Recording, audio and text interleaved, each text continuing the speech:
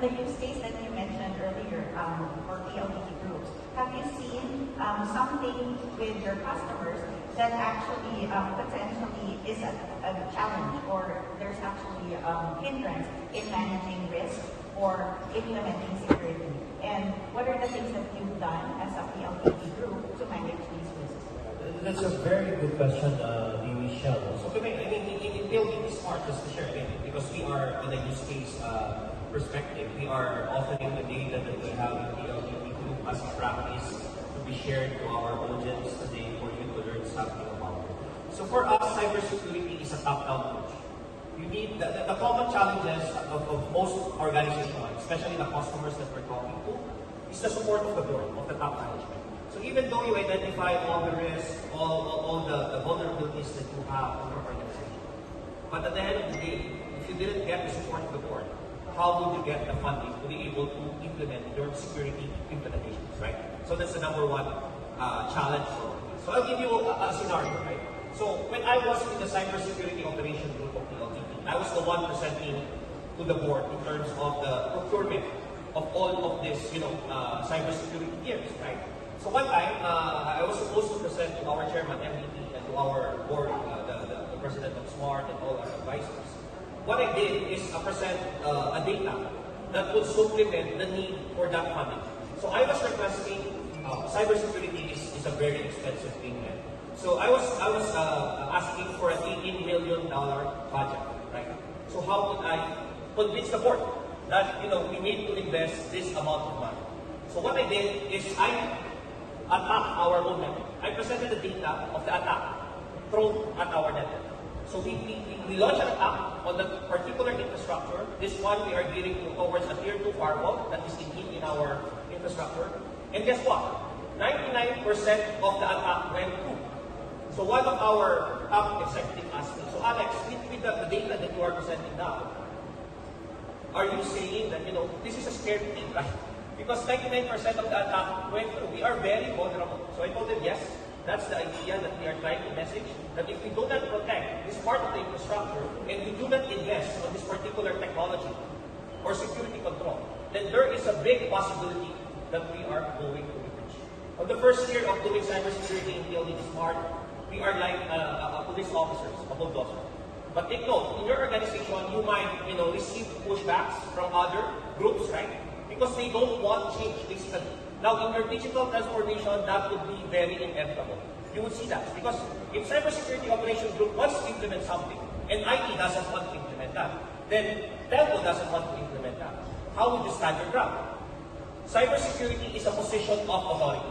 You need to be very clear about what you want to do in your organization, number one, and how you would execute it, regardless of what other groups may think or what the board sees it.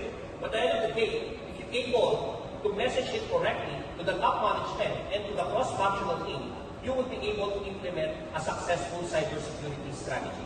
Again, I will go back to the messaging of Michelle. Cybersecurity is not only the responsibility of your CISO, of your CIO, or anyone in the cybersecurity group. It is the responsibility of all employees within the organization. So we have to inculcate that culture of cybersecurity, vigilance, paranoia throughout the organization. And this is not an overnight thing. We've been doing this for the last 4 years, right? And we got progresses, right? We progress in the road of, putting this as a culture in PLDT group. But we need the support of everyone in the organization. That's how you would succeed in your cybersecurity journey and in your IT digital transformation journey. Thank you. Thank you, Alex. And I want to hear from you about what are the practices that a CIO or a CISO or even a security professional can do so that they can balance the need for digital transformation against the risk of cyber threats and attacks. Yeah, if I may, because this is a great question that I think could better close this panel discussion, right? So striking the balance between your cybersecurity practice and the business, right? So basically, the driver for digital transformation in any organization's journey is always the business. So the business guys are the ones pushing this one. For whatever reason, or for the obvious reason that companies and organizations need to operationally improve, number one, for efficiency. Number two is to boost revenue, because all of our salaries are paid by the business, right? So now, striking the balance between the technicality of cybersecurity, we always look at cybersecurity as a capex intensive cost for us, for all organizations. But why not look at it as a protector of the capex, investment protection, right? If you translate the dollar value that would have been affected if a successful breach happened to your organization versus the value that you could invest in fortifying your cybersecurity practice and your perimeter security or whatever security infrastructure that you may have, right? That is a very good comparison, right?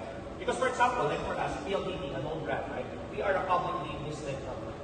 If and when a successful breach happened to us, we will be on the headline. Your organization will be on the headline. Company A, hit by a major ransomware, customer data exploited. That will be a big hit to your organization. You will be put on the headline of the media. You will lose reputation in the industries. Your brand name will be tarnished. And that has many complications.